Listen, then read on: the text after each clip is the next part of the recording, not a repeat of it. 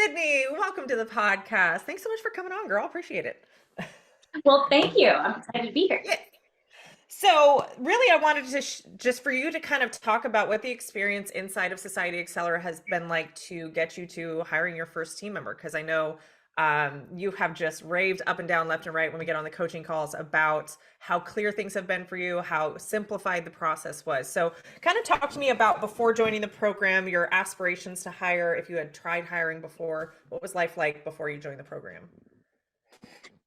Yeah, so I actually just got to a place where I felt like I was missing out on opportunity if I weren't hiring just shortly before joining the program. And I had done a lot of listening to trainings and things before even getting to that point. So I have always heard like, know your numbers and the thing everybody says, but nobody really tells you how to do that. So I will say um that was just the biggest game changer in knowing like, okay, I can actually do this when having a blueprint of everything laid out for me. I'm very much a process following person myself, and so I really was seeking a training that would lay out exactly how to know my numbers for one, Yeah. and then also how to even take the steps to hire an employee. So I had never tried the process before joining your program because honestly, I just didn't even know where to start. And I'm one of those Yeah. people that I know I'm doing it right before I'm doing it, which can sometimes be crippling. But Right. I What is mean, right? I hear that a lot of like, I want to do it the right exactly. way, but what is the right way? Let me ask you about that. Let's kind of go a little bit of a deep dive because I think that's a common belief people have is like, I want to do it the right way, especially when you hear about all of the horror stories that can happen with team members of walkouts and people stealing clients or, getting sued, like, all of these fears that can come up when you start to expand your business beyond you. What is the difference now reflecting back on your journey of the quote unquote right way, or how would you re-ask that question without there being a right or a wrong involved with it? Yeah, I think that's good. I don't necessarily I think that it's one of your sayings that you either get the lesson you need or the Result you result want you or the want. lesson you need. There Yeah. you go. There you go. Yes. And I love that because it's such a great way to look at it. It kind of takes out that crippling fear of, am I going to screw this up? Because you're like, you know what? It is what it is. And we're going to learn something and roll with it or get the result we're wanting. And I think for me, just having the steps laid out, I'm just one of those people that like to follow, the laid out process. And finding your training was just like the best thing that I could have found because it completely took the guesswork out of some of that and gave me just Mhm. like a blueprint of, hey, this is your first thing. You have to know your numbers before you can hire somebody because if you don't, how do you know if you can pay them? How do you know how much you can pay them? And like I said, I would have never even known how to start that process of knowing my numbers if it weren't for your worksheets and processes to figuring that out. And it was just complete game changer for me. I love that. Yeah, I actually spent a good 2 hours yesterday deep diving with our coaches on the spreadsheet that we walk people through, which I'll be honest, I have no idea how I created that. I had like a Doogie Howser moment where I just like, okay, here's all the formulas. So we have this spreadsheet where we walk you through developing or creating your goals for your annual sales and profit goals. And then we basically work backwards. We figure out your cost of labor, we figure out your cost of supplies, and we figure out your service menu and whether each service is profitable or not when you throw in a labor cost. And so we use that spreadsheet at almost every coaching call when somebody has a question to look at the data and the profit of decisions that you make in your business. So that way you can know how much can I afford to pay someone with the business the way it is, or what decisions do I need to make in order to be able to pay someone X amount rate or to get this much profit at the end of the day. So talk to me about the financials is the first thing that we walk people through so that we have a clear picture of where the business is currently at and what it looks like when you add in a labor cost, whether you have a team or not. Talk to me about the hiring process that we trained to, because I think that was the first time that you came on a call and were like, I got so much feedback from these employee applicants that were like, this was the smoothest hiring process I've ever been through. Talk to me about that experience for you. Oh yeah. So I had close to 20 applicants total. And I ended up doing phone interviews with 8 of those and in-person interviews with 6. And I love like your little tips and tricks as to how to have people apply. So you kind of weed out the people that aren't good candidates. And man, I can't imagine doing like 20 interviews with people. So that Yeah. was Yep. that was perfect. But out of the people that I brought in for in-person interviews, you had this question that you recommended that was like, what would make you choose our company over others? And I had 3 people specifically say, you, and because this process of hiring, the interviews has been the smoothest that I have ever experienced. And 3 people said that, like the smoothest they have ever seen. And I'm like, okay, Yeah, they but hadn't talked to each other. It's not like they were like, no, hey, say this in no. the interview. Yeah. Yeah. So Wow, that's that was interesting. kind of mind blowing to me. It was like, okay, really? I'm just following this process. Like I didn't come up with this. This is like, Like, I'll take credit for it. yeah, I mean, but it was really, really affirming to me that like, okay, yeah, this is a great process. People that are just coming in are seeing like the organization within my business, and that's Mhm. comforting to a new employee, knowing like, yeah, they've got their ducks in a row. They care to have their ducks in a row, and I feel like that just gave me a new confidence with approaching the whole situation as well. Right. And it kind of establishes you as like a legitimate business rather than this is just some girl's hobby and it's, there's so much to building a team culture. And when we have people that are applying to be employees, a lot of times when you're not establishing yourself as the leader that can be trusted to take care of their income, because that's what you're taking on the responsibility of somebody else's income, it can create mistrust or distrust in leadership. And so when you have that from the get-go, like there's no clarity on the role, there's no clarity on the schedule, it's very wish-washy, that person's like always distracted, they're not putting you through training, they're getting the feedback that the owner is not invested in them as an individual, much less an ass or like a component of the team. And so you get people who aren't bought in and helping the business grow because they don't feel cared for, or even that the business is stable and solid for long-term growth. And so you get people who are like, well, this is just a paycheck and a job, and I'm just going to work for whatever amount of money I can make the most of. Um, but when you establish yourself from the get-go of like, no, we have processes in place. I have set this up before the right candidate to thrive in, then all of a sudden that trust is there. So kind of talk me through what it was like hiring your first team member. Yes. Oh, I would Rave love on to her. talk about Selena. She is amazing. So I guess I want to start out with like also during the interview process, I had out of those 20 candidates, I had 2 that I really liked. One being Selena that I hired, and another was also a great candidate, but just the personality, though it was great, wasn't necessarily fitting in perfectly with everybody else that we have here at Living Loved, because I also have some booth renters. So Selena came in, she just like meshed with everybody so perfectly.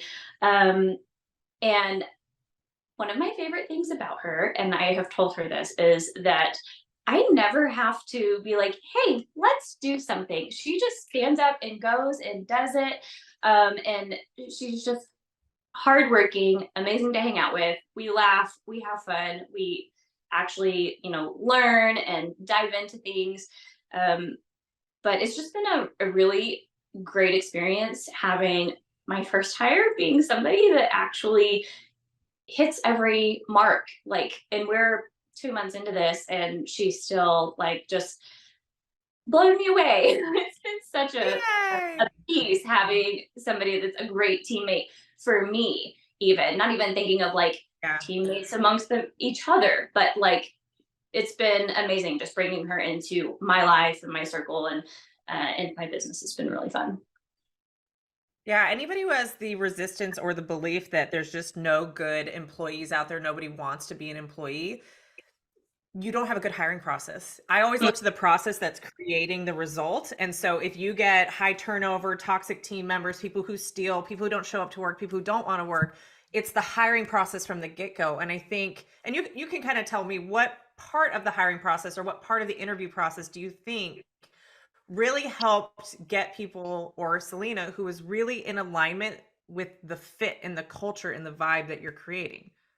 Mm-hmm. So one of the questions you ask is like, if you accept this job and a year from now you're driving home and you're thinking like, this has been the best decision I've ever made.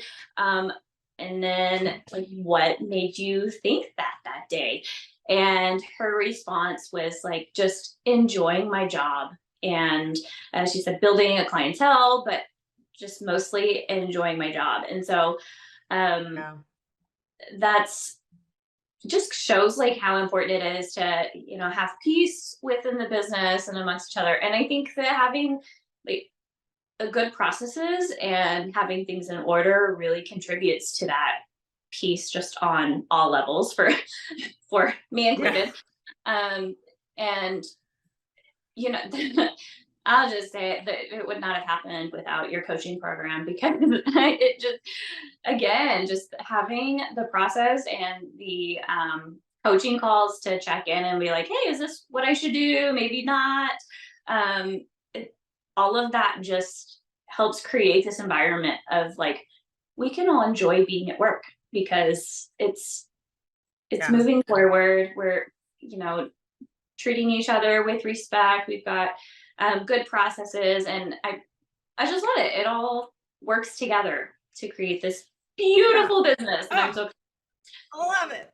yeah. Yes, because here's the thing, when you have we're very intentional about the questions that we teach to in our interview process, because it indicates a lot of red flags that you may not see in traditional interviews, but you'll find out once they're employed. And so something like that question, like what would make this a hell yes decision a year from now if you looked back on your year here? If anybody is saying like, I'm making the most amount of money, I'm driving a BMW, like you can kind of see their values, what they're looking at your job for, without them directly saying like, I'm only here for the paycheck, right? So those types of really deep, like kind of off the wall questions can be really insightful to look at where their values are. It also tells you how to lead them best and what kind of leadership they need. And when she says, I enjoy my job, you know that she's not there just for the money, right? Because there's a limit to how much we can pay someone, especially when you're hiring your first team member and you're responsible for all the profits and the sales. It may not be what everybody else is paying, and we also teach you how to compete against that. But when you find somebody, and this is a lot of Generation Z, Gen Zers, they're not necessarily all about the money. They're only all about the money when there's no value in their job, right? So they are a generation that saw, they were born kind of right around people losing their houses in the 2008 recession, the Me Too, Black Lives Matter, pandemic. Like they've had a lot of social traumas in growing up. And so they have a distrust in bigger corporations. They have a distrust in like structure and government stuff. And so they tend to want more purpose in their careers and in their lives. And that's the bulk of who's in the hiring process now for our industry. And so there can be a lot about a team culture and a purpose of the business that you're moving forward with that can attract these people in. That's not just about pay.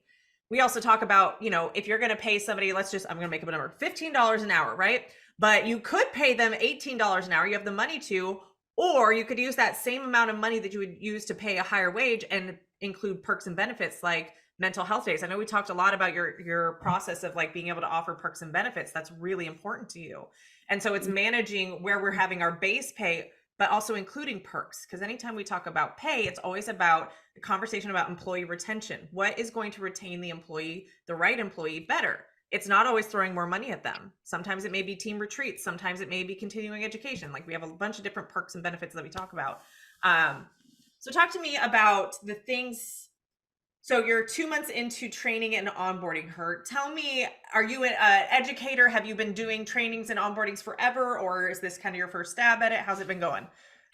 Yeah, no, I'm not a not an educator. Or But now, just of your team. yeah. Um, but it's been going well so far. I definitely do see that there still needs to be some growth, and like, man, it takes time to like create a handbook and all of these things and getting all these processes laid out. And I feel like without your coaching program, it would be really easy to just kind of put all of that to the side and be like, we're doing fine. There's no Yeah, need here's for your first that. And client. like, Just go ahead, figure it yeah, out. Write the completely protocol. like abort the actual process to Mhm. get that repeatable, process within the business. So I feel like the accountability for that is going to be very helpful for me personally, because it is taking more time to get those things all laid out in order to have that seamless training experience. Because I mean, I'm working my full-time hours plus working her hours. And so I feel like I'm burning the candle at both ends right now.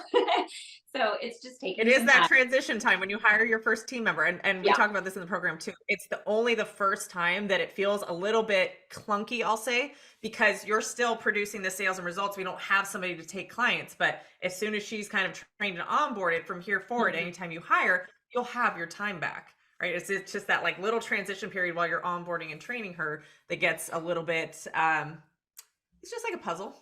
You got to find the Mhm. right order of the pieces. Yep. Yeah, Yep. having that plan in place. And you don't always have to be dedicated training her.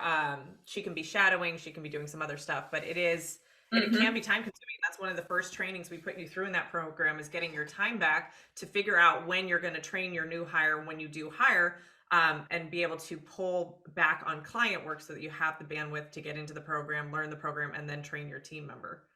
Yeah. Yeah. Absolutely. That was essential for me to be able to do that, because I would not have been able to work what I was working previously.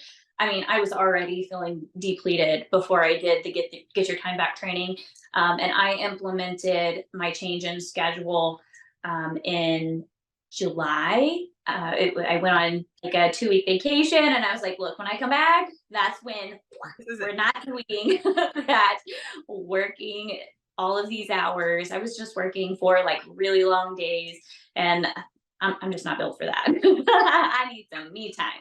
I hear you. And so, um, and I didn't hire until the end of October. But that gave me that time to where I could get that process in place, and so that that hiring process was as seamless as it was, to where people are making comments about it.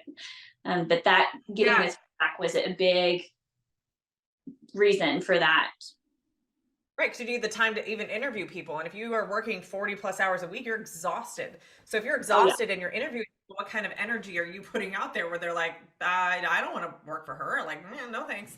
And we also talk about hiring slow, firing fast. That's a common terminology. But when you give yourself time, and I think this is where a lot of people get stuck, is they get to the point in their business where they're so busy and so burned out, they are just looking for a band-aid to fix it all. So they think, I'm just going to hire the person with the most amount of experience who can just come in tomorrow and take clients off my plate. I can tell you right now, after having worked with hundreds of businesses, that is never the case. When you're hiring a team, it is setting up a machine through this team member that can produce the results and the experience. And it takes your bandwidth to get what's in your head and what you know to do into her head and have her repeat it and practice it. And that's what that onboarding process is. And our onboarding process is award winning. I will say that we've had students win with the award, Yeah. the Lashy Awards for our onboarding process, not to toot our own horn, but it is by design created that over a 12-week period, she's learning troubleshooting, the ins and outs, the checkouts, the core values. She's learning how to do her job to success. And while, yes, maybe you're breaking even or taking a loss in the first month or two, the goal is over the entire year. If we look at when we hired, you'll see a boost in sales and a boost in profit within the first 3 months. And so I'm so excited to watch this journey because I know you and I have talked about, she's going to join us in the mastermind, where you're headed next year. So kind of plant the seed or kind of tease what's possible now that you know how to have a team member, you have a team member, you're maybe possibly getting more team members in 2024. What's possible for you in the next 12 months? Yeah. So this is exciting. I I am really excited to just move into this next phase of where I'm able to kind of pull out of the treatment room a little bit more, pour into marketing and bring clients in, and then expanding the number of providers that we have here. Um, and with having booth renters and limited space, it's going to be interesting. So I'm so excited to have the support of the mastermind group to be able to help me navigate, Strategize. Yeah. because yes, it's going to be a fun journey. I know there's going to be some challenges, but I'm just so excited to like move to the next phase. It's been wonderful being in the treatment room and being with clients, but I'm I'm excited. I'm excited to kind of move into more of like the business management side of things. And now that I know my numbers, it's like almost fun, not completely, but almost.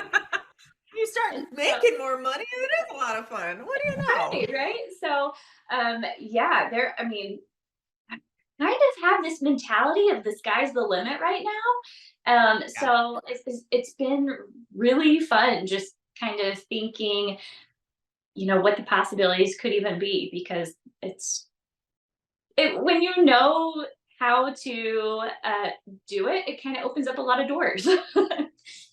It does. Well, that's a good point. Like if you think about when you start to recognize how a business works, right?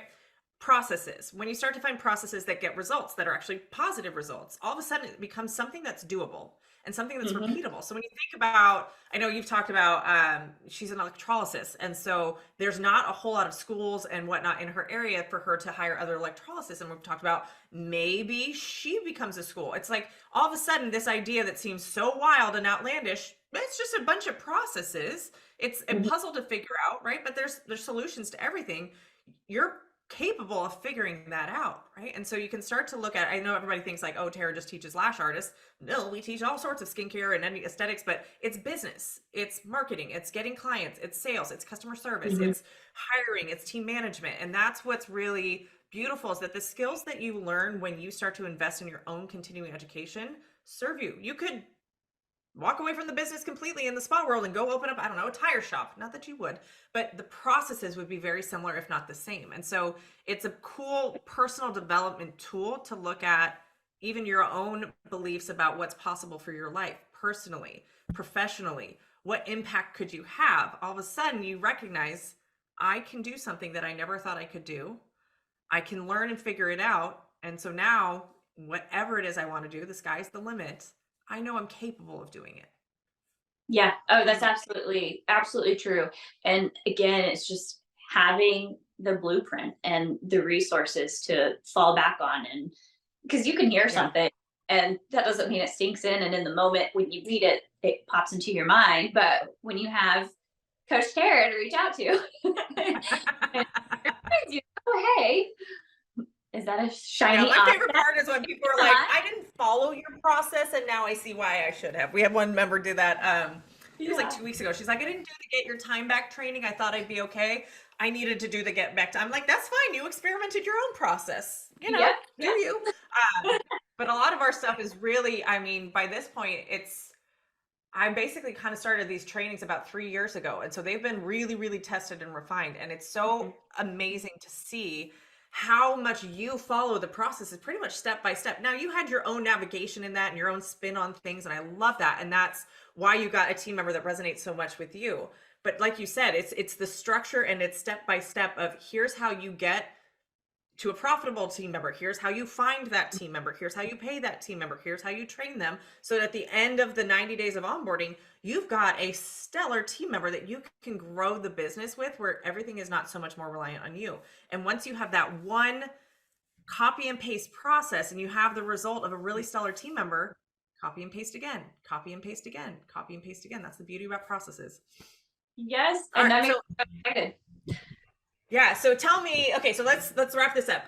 If one person is listening, let's just say Sydney of even this time last year is listening and going, "Ooh, should I hire? I don't know the right way." What advice would you give her to just start taking action and whatever that next step is, whether it's, joining Society Accelerator or jumping on our Build a Team Live Your Dream masterclass that we have coming up?